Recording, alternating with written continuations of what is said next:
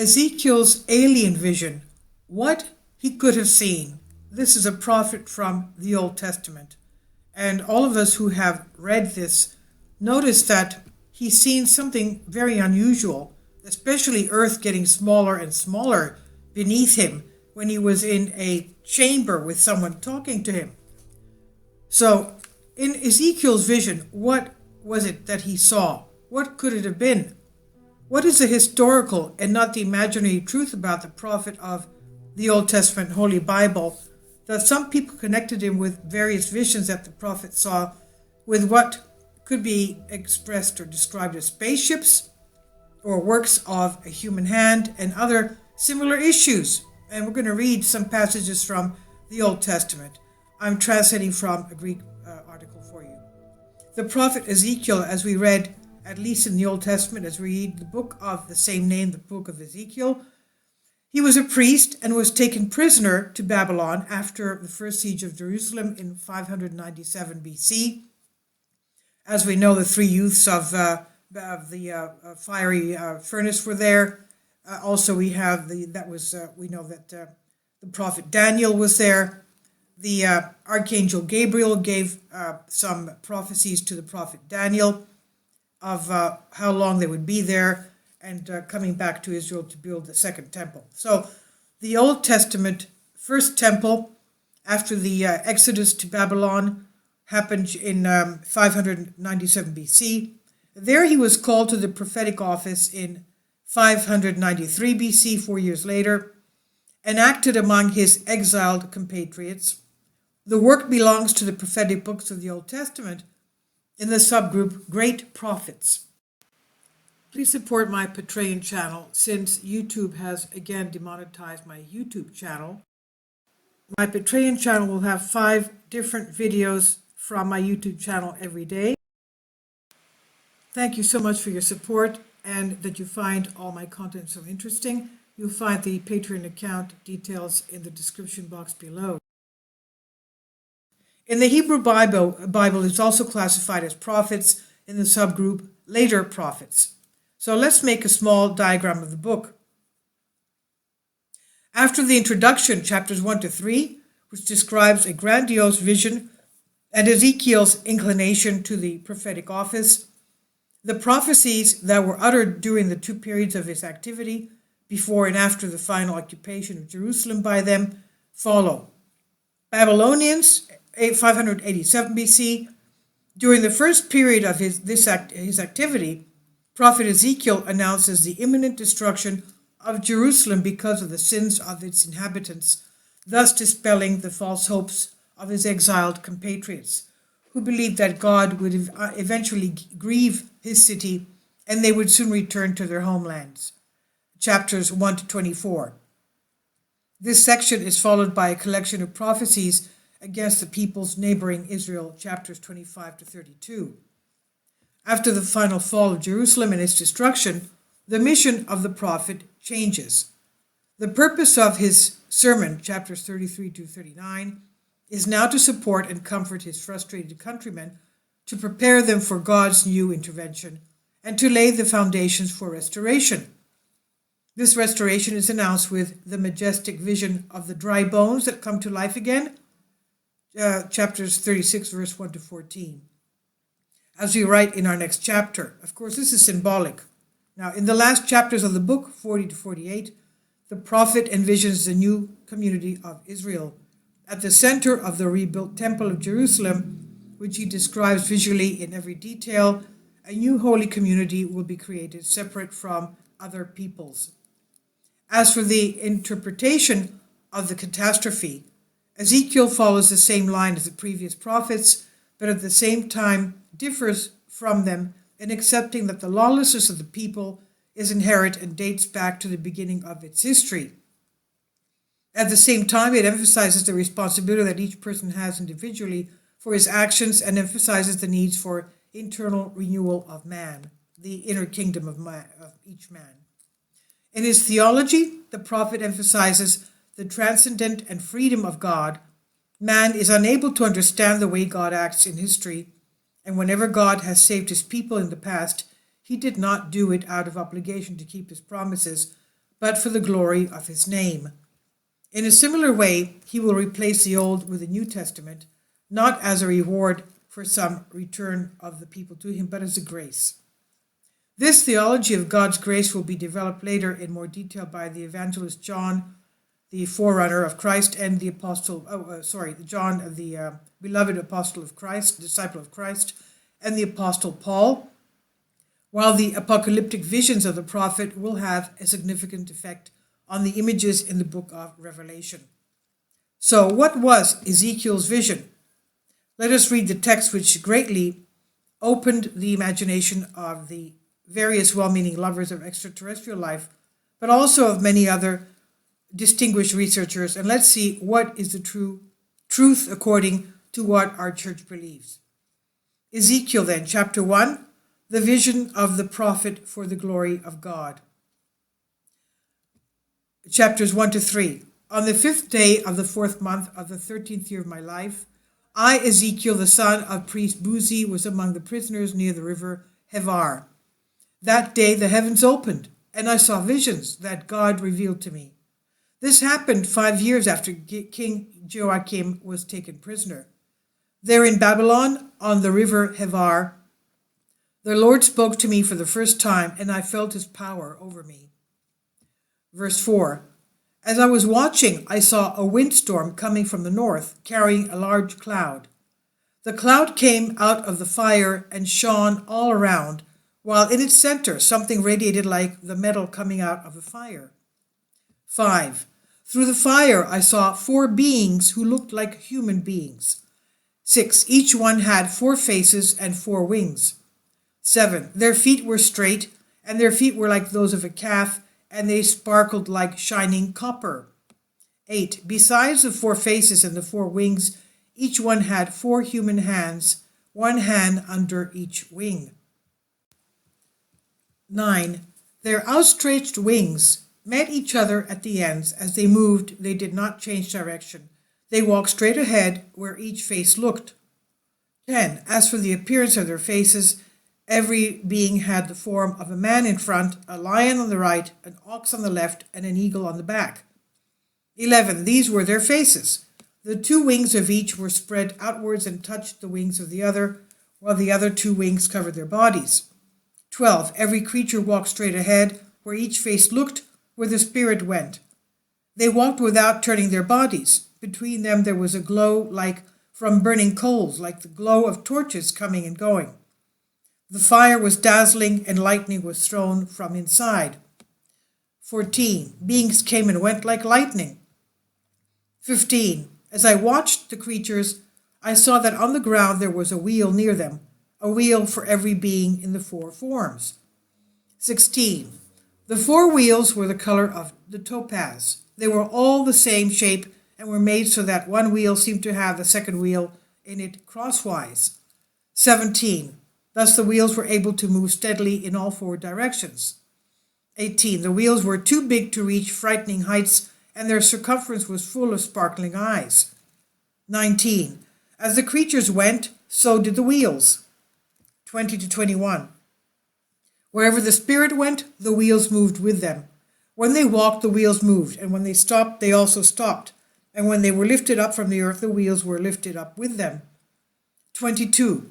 Above the heads of the creatures, I saw something that looked like a crystal clear glow. 23. Under the dome stood the creatures with their wings outstretched. Each one spread 2 wings and touched the wings of the other being, while the other 2 beings' wings he covered his body. 24. As they went on, I heard the sound of their wings. It was like a great roaring sea, like the voice of the Almighty. It was like the roar of a camp. When they stood, they folded their wings. 25. But even then, there was still a sound coming from the dome above their heads. 26. And there, above the dome, was something like a huge sapphire in the shape of a throne. And I saw on the throne sitting someone who looked like a human. 27. And I saw from above and above something shining like gold, and from the midst of it and below I saw something like fire, which shone around about. 28. It was like the rainbow that appears in the clouds after the rain, Such was its radiance in the glitter of the Lord. What researchers write, before presenting our point of view, let's see what some researchers point out and how the theory is crystallized, which has taken on enormous proportions, but where the reality is completely different. There is a comment on the internet that's worth reading because it shows the extent of these perceptions of the prophet Ezekiel. Quote, "There are many who believe that Ezekiel actually saw a flying saucer with his guide and describes it to us in detail, since it's obvious that it was a spectacle unprecedented and terrible for the prophet. The driver of the vehicle, however, is presented as the God of the Jews, but whom he seems to know many things, while he assigns a mission to Ezekiel, giving him the prophetic gift. All of them do not hesitate to point out that in several other parts of the Old Testament, but also in the traditions of other ancient peoples, there are scandalously similar references from Ramayana and the Mahabharata of the Indians to the intelligent ships of Homer's Phoenicians. They are the ones who believe that the ancient peoples had many times come in contact with extraterrestrial settlers of our planet, who were the first gods of mankind. One of the pioneers of this is the famous Erich von Däniken, as well as Zecharia Sitchin, both of whom have been severely attacked by the scientific community, and not only for the way they present and interpret their data. In fact, he's the last to be accused of mistranslation of the Sumerian tablets, as well as setting up the entire literature about the alien Anunnaki who came from the planet Nibiru to colonize our Earth. Still others believe that this vision was nothing more than a religious experience, experienced by a religious person, perhaps under the influence of psychotropic substances, or perhaps even in ecstasy. This is a materialist view, with which I do not agree. Others consider it a preeminently divine contact, while some latter point out that it's very similar to experience in the astral field. A common acquaintance would say that substance use was most likely that existed, and was simply the means to open a passage and allow Ezekiel to see what existed and could not be seen before, without implying that the religious experience was not true. On the contrary, as the readers find out, some people throw the idea that the prophet Ezekiel was taking various substances and that he saw all this because he was under the influence of psychotropic substances, then even go further by saying that this biblical prophet was epileptic. Well, look, it wouldn't be in the prophets, great prophets, if they didn't believe it was actually prophecy, because actually the prophecies came true. Now, this is claimed by the American scientists who said the case of the prophet Ezekiel is the first recorded case of epilepsy and is mentioned in the Bible. But again, his prophecies came true. That's why we could say that he was a prophet. Now, going on with this, the vision of the prophet Ezekiel, quote, according to Eric Alschuler, a neuroscientist at the University of California, Ezekiel had all the typical symptoms of epilepsy. The prophet's vision were possibly the crisis of the sense of dreaming, expressed by those suffering from epilepsy in our time. Ezekiel lived 2,600 years ago, and his experience are recorded in the Old Testament. Even the fact that he wrote spontaneously is a symptom of epilepsy. Other symptoms of epilepsy include aggression and hallucinations. Evidence and not proof.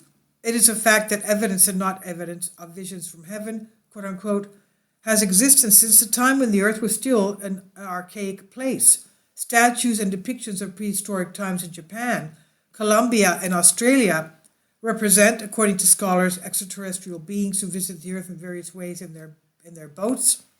Various hieroglyphic symbols of the ancient Egyptians actually look like modern helicopters. We know this is the frieze above the temple of Seti in Abydos, Egypt. Make more sense to researchers, while, as we were already talking, even the vision of prophet Ezekiel, which refers to four creatures in the four-wheeled vehicles, leads people to other associations. Undoubtedly, the Bible itself contains, in a sense, many instances of flying objects. Here, some even go as far as to say that even the star Bethlehem was a UFO, but of course it was not. We know that it was an angel. Angels take the form of stars as well. While the more recent Nasazi Indians of New Mexico is a good opportunity to further discuss, since they quoted the testimony came from heaven and returned there when they suddenly disappeared from their camps. Now, for all that we've seen, a study by a researcher from Pantheon University in Athens, Greece, published something on the internet which deals with the subject, is interesting. It's worthwhile to read the excerpt of his book with signature Dimitris Dimitriou, and whose preface is as follows, quote, "The search for extraterrestrial life and intelligence has been the holy grail of astronomers and other scientists for over half a century. The testimonies of sightings of unknown objects and contacts with beings from other planets have been millions around the world for the last 50 years. There are many scientific and non-scientific theories for explaining the phenomenon, and the question of whether there is life on other planets concerns more or less all of us." And Mr. Dimitri adds, "It has been almost 55 years since Kenneth Arnold, a U.S. Air Force pilot, first saw an unidentified flying object during a flight over the Cascade Mountains in Washington. At the time, the American pilot has described a purulent glowing object moving at astonishing speeds. The history of UFOs starts, however, much earlier. Evidence of visitors from heaven, quote unquote, existed since the time when the Earth was still a primitive place. Statues and depictions of prehistoric times in Japan, Colombia, Australia, as we said before. Now, the vision of the prophet Ezekiel, which refers to four creatures in the four-wheeled vehicles, allude to eerie theories. The Bible itself contains, in a sense, many instances of flying objects, such as they, for many, damned theory and the Star of the Bethlehem as a UFO. Finally, the most recent Anasazi Indians of New Mexico is a very interesting case, since according to the testimonies, quote, "They came from heaven and returned there when they suddenly disappeared from their camps." These are all theories. There are many theories that accept the existence of UFOs and try to explain it. The first and most widespread is the theory of extraterrestrial intelligent beings visiting our Earth. Most testimonies point to this view, but it's the one that has the most opponents. Those who reject it emphasize the limitations of space travel and the distance between planets. Another theory is that UFO is the result of secret Earth technology, and others speak of parallel dimensions in the universe in which the UFO open holes and can appear and disappear suddenly. Well, we know this again from the Emerald Tablets written by Thoth, that the ancient Atlanteans had interdimensional travel. It was one of the things that they shouldn't have been doing, and they were. And that's why he said it was a matter of time before divine intervention put an end to Atlanteans and their advanced technology, because God was angry with them. Now, finally, it says here a very interesting theory is that of time travelers, according to which UFOs are boats of people from the future who travel to the past, and so on. Are people interested in all this? Of course they are. The interest of people for the phenomenon of UFO, and we know that the Department of Defense of the U.S. is coming out with files June 1st, according to Maria Bartiromo of Fox News, and John Ratcliffe saying that yes, June 1st there will be a huge disclosure to the public. So the interest of people for the phenomenon of UFO has always been intense. This is also shown by the various citizen research groups that have been created from time to time. Indicatively, we mentioned the MUFON, Mutual UFO Network, and CUFO, Center for UFO Studies, which still exists.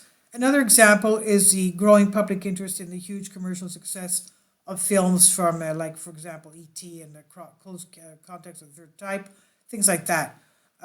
Star Trek, of course, X-Files, things like that. Now, what Alexandros Lagadas says. To return to the subject of the prophet Ezekiel and his visions, let's see what the late historian, great astronomer, Alexandros Lagadas says. Quote, "Another very old description of the appearance of an alien mechanism is that of the flying chariot in the vision of the priest and prophet Ezekiel around the end of the spring of 613 BC. It was a violent wind with clouds and twisted fire. From this chariot came four living creatures with wings and faces, a human, a lion, a calf, and an eagle. Each was accompanied, as it were, by one wheel inside another wheel of tremendous height with a rim full of eyes. Many, in order to impress the good faith or the naive, to try to explain in a scientific way the kind of the spaceship, quote unquote, after they went so far as to consider Ezekiel's vision as the appearance of a stationary spaceship. In this regard, NASA engineer Joseph Blumrich built, based on the Bible description, a spacecraft that tested in the special tunnel of the NASA Research Center in Langley, and he wrote in his book, quote, "And the heavens opened," end quote, "and the conclusions we draw from the studies we have done show a spaceship that is not only unquestionably technically possible, but also that it is very logically arranged for its functions and missions." And he said, in addition, our conclusions are that it was used as a spaceship in contact with another mother spaceship and astronauts orbiting the Earth. All this is is this serious? Not only because the description of the vision with wings and wheels and a rim full of eyes has nothing to do with the form of a spaceship, which needs neither wings nor wheels to travel in space, but also because it's not possible for us to believe that Ezekiel describes this literal. This is literal because these, we must accept, were symbols of what he used as words to describe this thing. The Bible is not a book that aims to give us scientific knowledge. It would be a great mistake for us to believe in such a thing. Its purpose is purely spiritual. Quote, he wants to help man, the Bible wants to help man spiritually to ascend from earth to heaven, end quote. Now the truth. The writer is easily impressed by the ease with which a vision translates into experience of space, and even by a prophet who only wanted the salvation of his people. And this impression takes on a larger form, and questions arise when it's known that anyone who opens a random etymological Greek dictionary, he'll see words like visions, meaning vision, everything we see, spectacle, vision, performance, hypothesis, spectrum. So these are the panorama of English words. So are visions evidence of UFOs? What could be simpler and clearer for Ezekiel himself to say that he saw a vision and not aliens and spaceships? He saw a vision. Yes. Okay, so that is with the experience of what vision Ezekiel saw. How would you explain and or describe an angel of light coming to you? I mean, that's almost impossible too. Now, okay, please leave your comments. I've translated this from a Greek article. Thank you for your support. I hope you liked it.